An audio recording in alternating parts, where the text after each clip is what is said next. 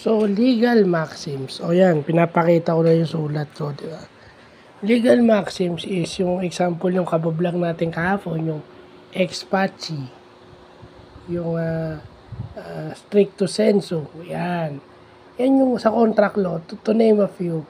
Yan daw yung fundamental of preposition guidance sa pag-interpret ng batas. So, pag sinabi mong legal maxims, ito yung mga principles, usually in Latin. Usually, Latin yung mga term na yan. Yung kagaya nung pag hindi kasama sa list, automatic is pag may list at hindi sinama is hindi kasali. 'Di ba sa statutory law, 'di ba? Yan, lumalabas yan. So, yan.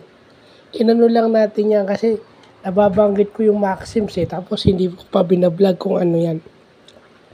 So, pag nakakita tayo ng mga Latin terms na maxims, dapat, lalo na sa business law, sa contract law, sa civil code, yan yung mga usual natin At lalong-lalo na sa ating saligang batas o sa constitution, yan.